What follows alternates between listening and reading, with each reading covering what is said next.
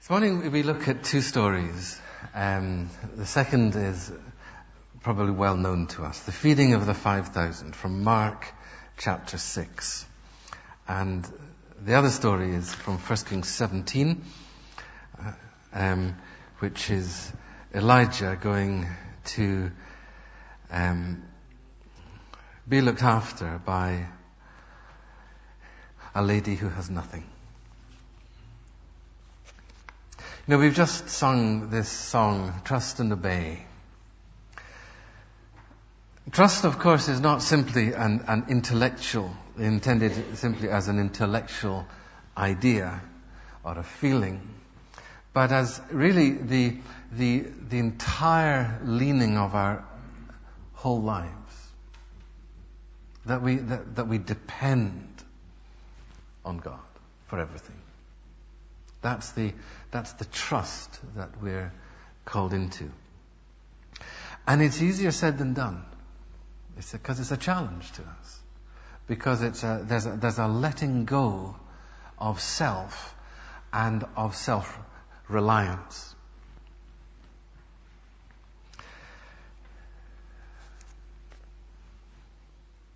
When we look at these two stories,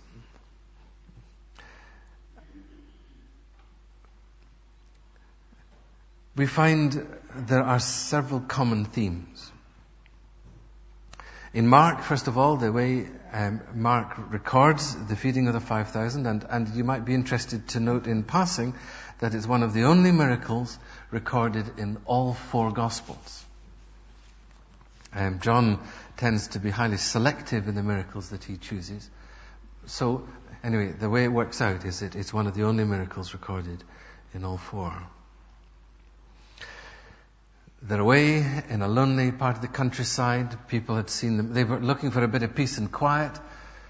The people had seen them go, and some had gone round the edge of the lake. And so when Jesus and the disciples came off the boat in the place they intended going to, they found this huge crowd awaiting them. And Jesus, we're told, his heart went out to them. And he began to teach them many things. They were like sheep without a shepherd. And so, in his concern for them, he wanted to instruct and to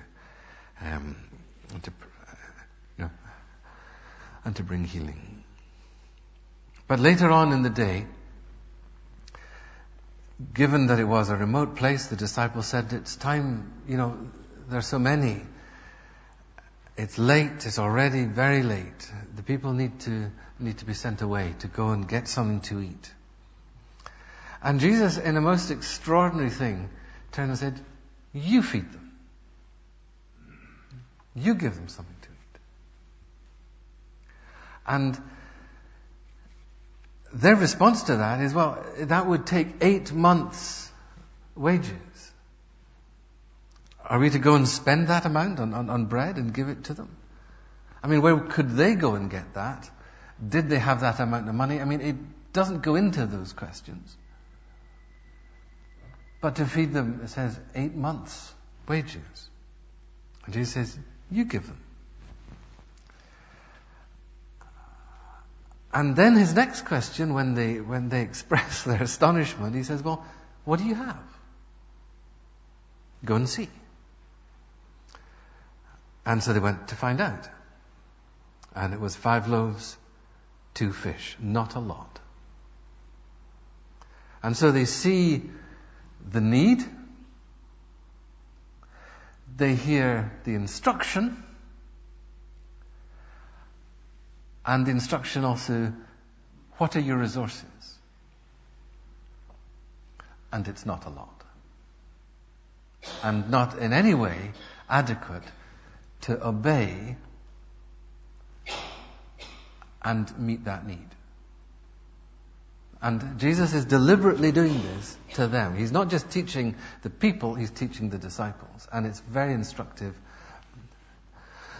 for us. It teaches something of the overwhelming generosity of God. You've heard me say it before, when we changed the water into wine, it was a ridiculous, and I say that with all reverence, a ridiculous quantity of wine. Over 700 to 900 bottles. A truckload. It wasn't just enough for the need. Here, you see his amazing, extraordinary power over nature, but also his ability not just to meet need, but to have 12 baskets of leftovers. He's not afraid of waste in that sense. So we have this story, but then when we look at the other story of Elijah, it's in the context that there's been no rain, there's a famine, it's going to last for a while, and Elijah has been camped beside a brook, and God has been providing for him, but then the brook runs dry. And so God tells him to go to this certain town, and and he says, I have commanded a widow in that place to supply you with food. I've commanded a widow in that place to supply you with food. So he goes to the town, and as he comes to the town gates, a widow was there gathering sticks, and he calls to her and said, ask if she could bring a little water in a jar that he may have a drink. And as she turns to go, he calls after her, and could you please bring me a piece of bread? And her response is, I don't have any bread. Only a handful of flour in a jar and a little oil in a jug. I'm gathering a few sticks, or a couple of sticks, as it says in the version that was read earlier. A couple of sticks to take home and make a meal for myself and my son, so that we may eat it and die. It's a desperate, desperate plight. We have different stories where a city has been caught up in famine, and even to the point of people eating their own children. We have that, stories like this recorded in the Bible. But here's a desperate situation. She has nothing. Handful of flour, little bit of oil. She's going out. This is the end. Get some sticks together. Make their last meal. And they've got nothing more. And nobody else around them has that much either.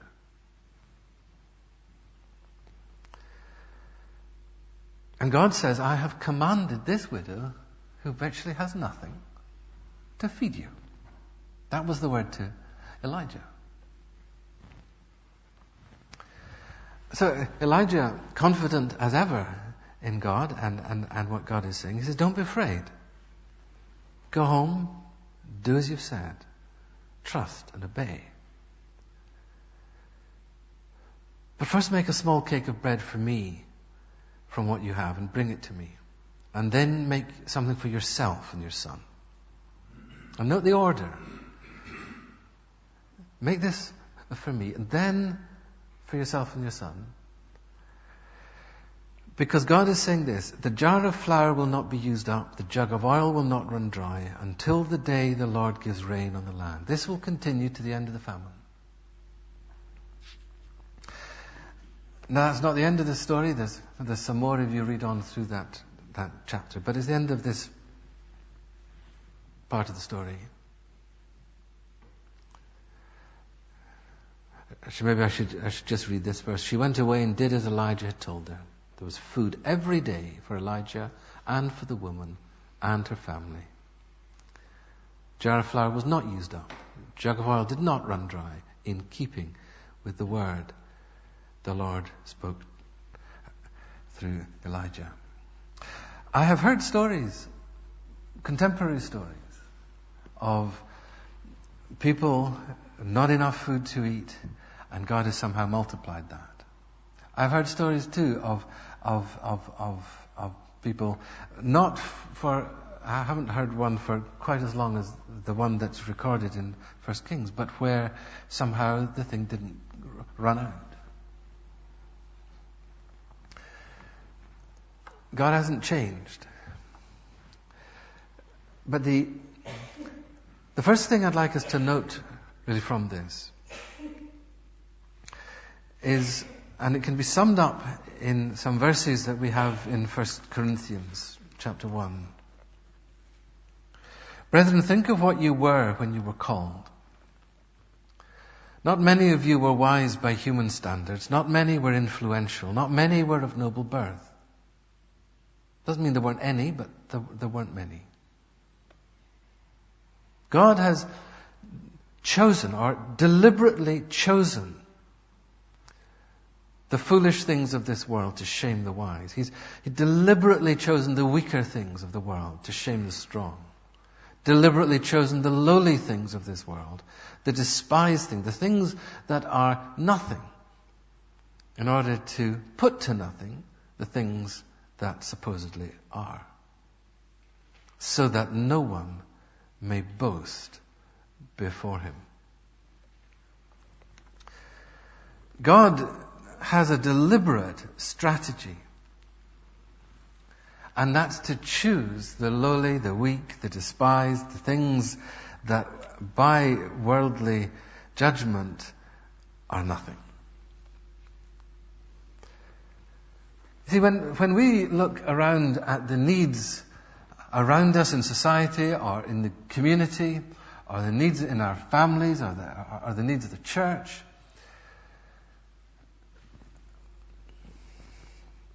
we may feel a bit like the disciples felt when God says, well, you feed them. Or what the widow woman might have felt, been told, commanded to feed Elijah. You know, there's this need. And this is all I've got. And it could be this is all we have as a church. It could be all the church has within society. It could be all I have or you have within your immediate context, whether it's family or work or whatever. And it also has to do with finances.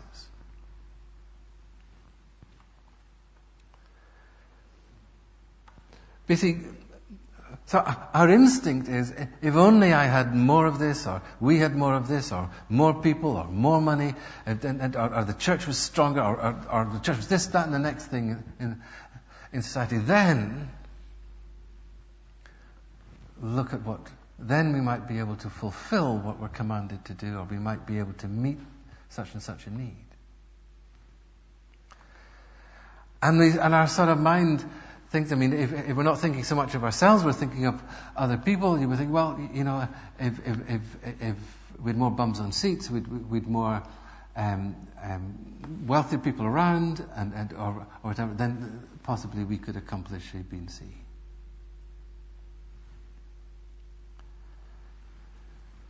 But what we find is that God has a deliberate strategy of choosing people to accomplish great tasks.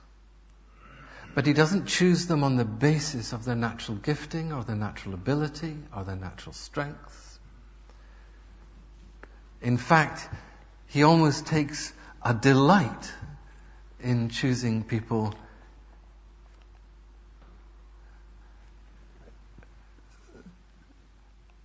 or what we regard as being foolish, weak, lowly, despised. Things that are nothing. Because you see, when He does so, the glory goes to Him. And part of His whole purpose is that if He is to communicate with a broken world and bring that broken world into reconciliation with Himself, where our natural instinct would be, well, you need clever and educated and gifted, and on it goes. God says, no, well, how can He show His grace to a world where there is so many There are so many weak and despised, and foolishness, and there's ignorance, and so on. Unless he does it through a humble bunch of people.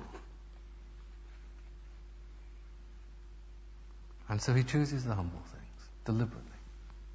And that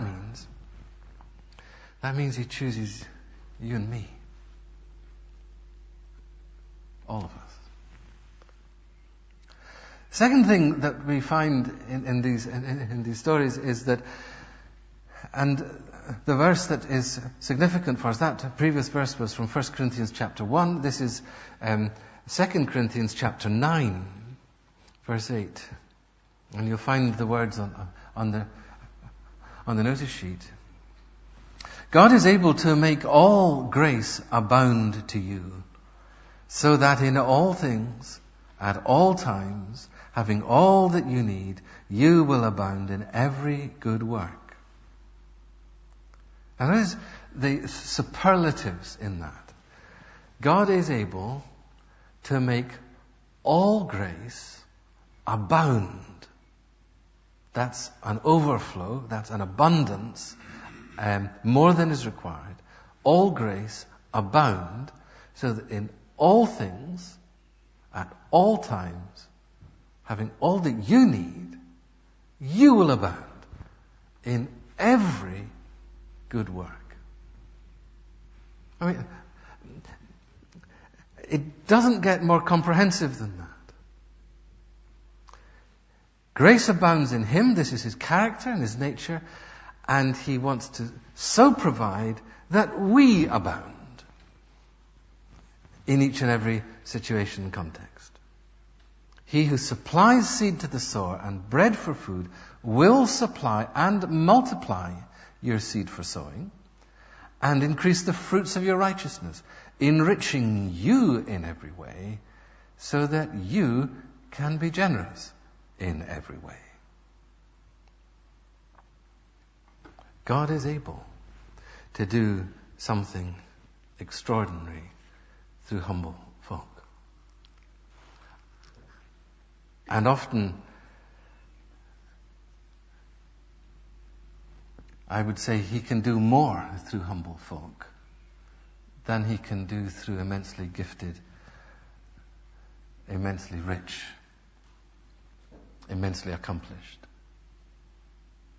Not because there's anything wrong with the riches or the accomplishments or the gifts. It's just that when we have lots of it and we're rich in ourselves, we tend to be more self-reliant. And when we don't have, and we've got nowhere else to turn, then we become dependent and are open, and God can work. But God is able to make all grace abound to you. And he's able to do that because it's in his character. It's in his nature. There were the leftovers at the end of that meal that they had on the hillside. So here's the principle. You see, in both cases, they simply gave what they had. That's all they were called to do. A little boy, a young boy, well, we don't know how little or really how young, but he was young and he wasn't an adult. Had 5 loaves and 2 fish. And they were told, go and see, well, those are our resources. That's what they confessed. This is all we've got. But he gave what he had. He honored God with what he had. And God then did the rest. In that story of Elijah and this woman, she didn't have much. But she honored God with what she had. And God did the rest. And provided for her and her son. And provided also so that she could provide for Elijah.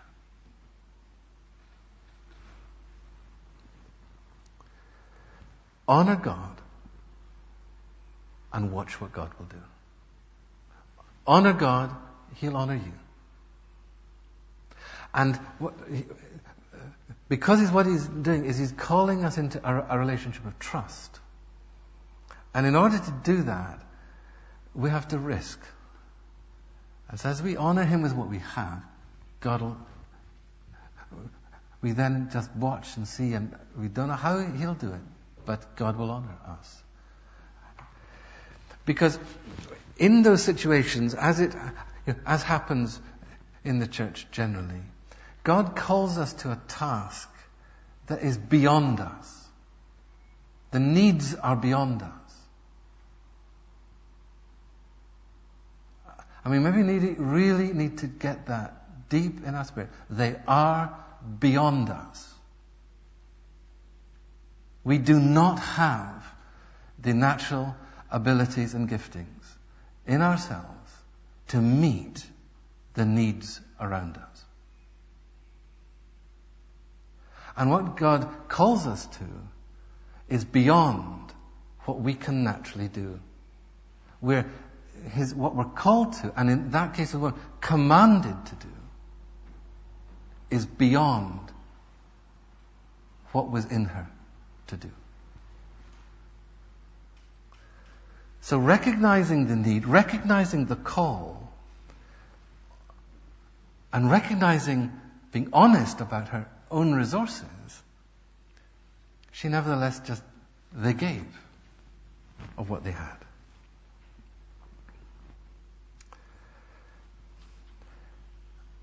This is a basic and fundamental principle about how God works. And in this, it works in terms of food. I'm aware, Ormiston had a gift day this weekend. Pencaitland has a gift day next weekend. Last Sunday we had our annual meeting. There are financial needs. But I said last weekend, and I wanted to emphasize it a bit more this weekend, actually, our job, and my job, is not to ask people to give more.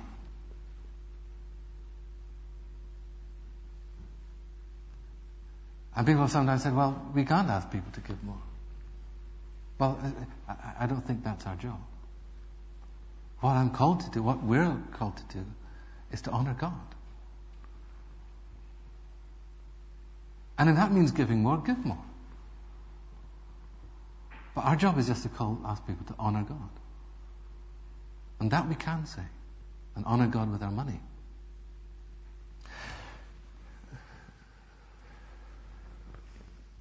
And that's as much applicable to me as anybody else.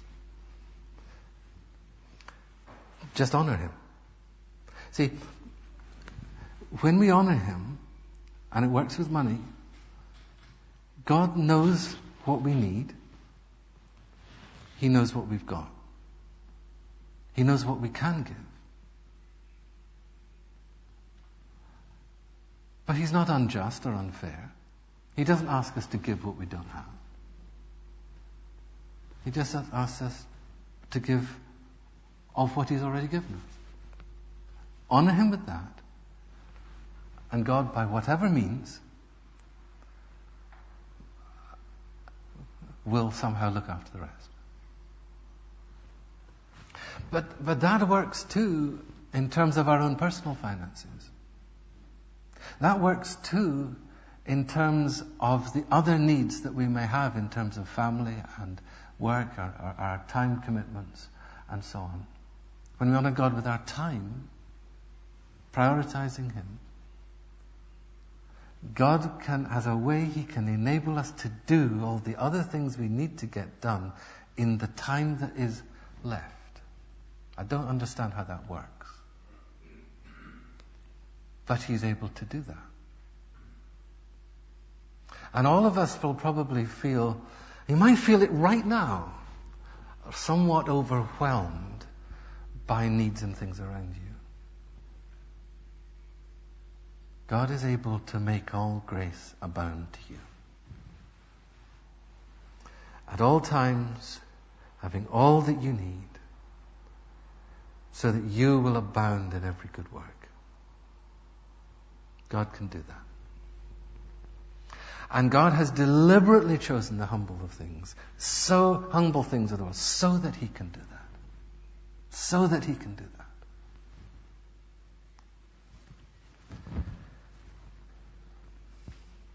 He delights to do that.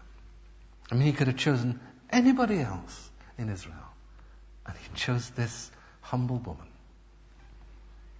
He could have arranged for anybody else to come when they were sat on that hillside with all the thousands of people around them. And He chose a boy. Deliberately. And He's chosen you. Should we pray?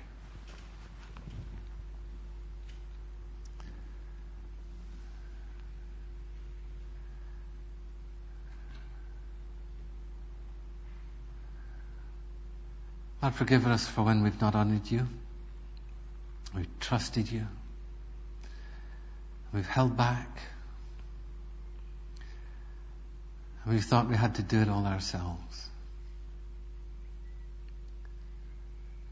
Lord, renew our sense of vision and perspective, that we may see with greater and fresher clarity the abundance in Your heart toward us, to our families, and to the world around us.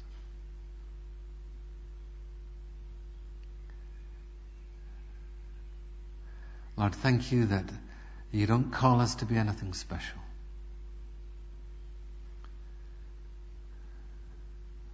That You, in fact, seem to delight in taking people who are quite the opposite of that. And so, therefore, Lord, we simply offer ourselves again to You. Show us what it means to honour You in all the various aspects of our lives.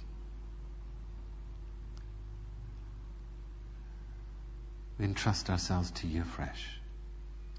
In Jesus' name. So fill us, we pray, for Your glory.